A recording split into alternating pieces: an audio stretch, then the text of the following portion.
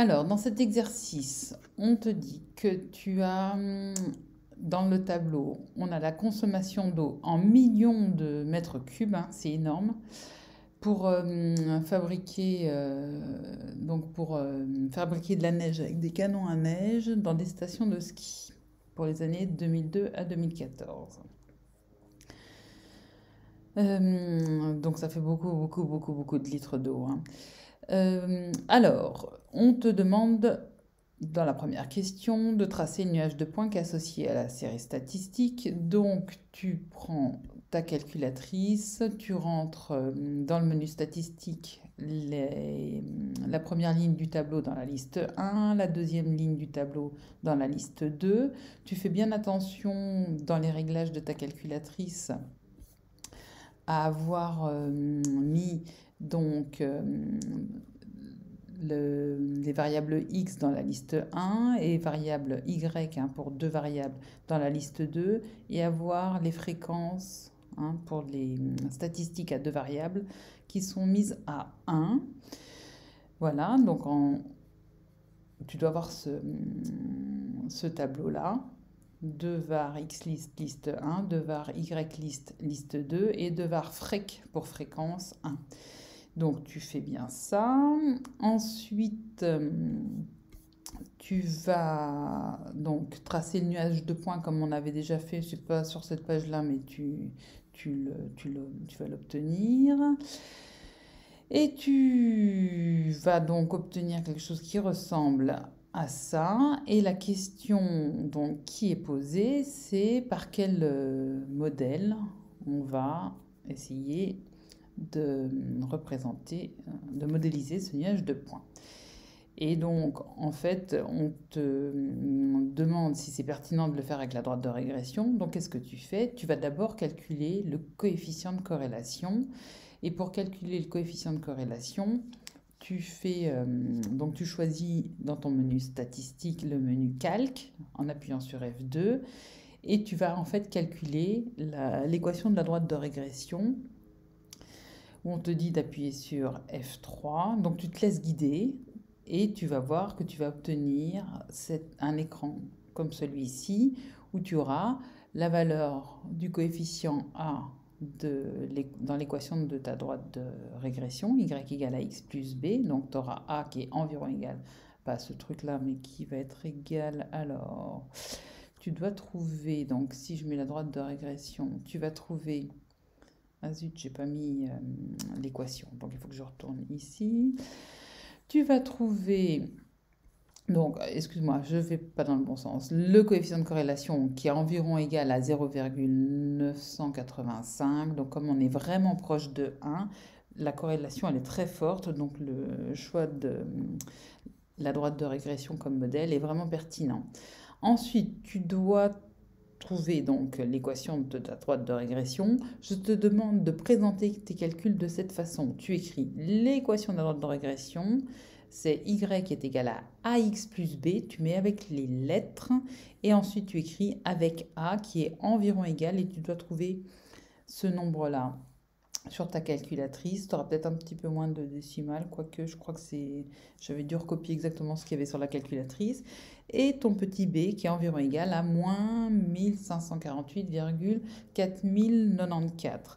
On te demande d'être précis, donc tu recopies tous les chiffres qui sont indiqués sur ta calculatrice.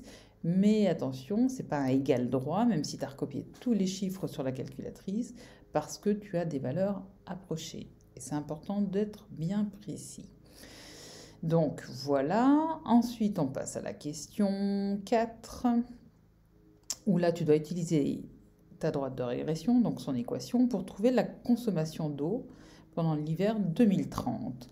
Alors, on va sur mon modèle, on a tracé la droite de régression et on veut avoir l'ordonnée du point de la droite de régression qui a pour abscisse 2030.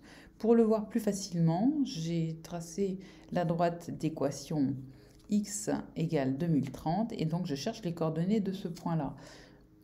Alors au départ, on n'était pas censé avoir 2030, donc là voilà, hop, hop, hop, on met 2030 et on voit que l'ordonnée de ce point, c'est environ 34,3. Et donc, on va pouvoir indiquer que la consommation en 2030, d'après ce modèle, c'est environ 34,3 millions de mètres cubes. Tu peux aussi, toi, l'obtenir, ce résultat, en utilisant le menu table de ta calculatrice, parce qu'en fait, une fois que tu as l'équation de ta droite de régression, tu peux aussi demander à ta calculatrice de la tracer en suivant les indications qui sont données ici, hein, en copiant en fait ton équation. Alors, je ne sais pas pourquoi, mais quand on copie l'équation et qu'on a un b qui est négatif, comme dans cette situation-là, hein, petit b il est négatif, eh bien, quand il y a un bug dans leur programme et ils mettent un plus moins, et en fait, ce qui ne va pas, c'est que du coup, ta calculatrice, elle fait syntaxe error parce que il doit y avoir ce moins, il fonctionne, donc comme il y a ton plus moins, tu dois le remplacer dans l'écriture de Y1 qui est dans le menu table, le plus moins qui intervient juste après le X, hein, qui correspond en fait à la valeur de B. Tu dois remplacer ce plus moins par simplement le signe moins de la soustraction, pas le signe moins des nombres négatifs. Et là, avec le menu table, du coup, tu n'auras plus qu'à remplacer X par 2030 et elle t'affichera ce résultat. Ou sinon, tu le fais à l'ancienne en tapant les nombres et tu obtiendras aussi la même réponse, sauf que ça va beaucoup plus vite avec le menu table quand on connaît cette astuce de remplacer ce plus moins par le signe moins de la soustraction quand le coefficient B de ta droite de régression est négatif.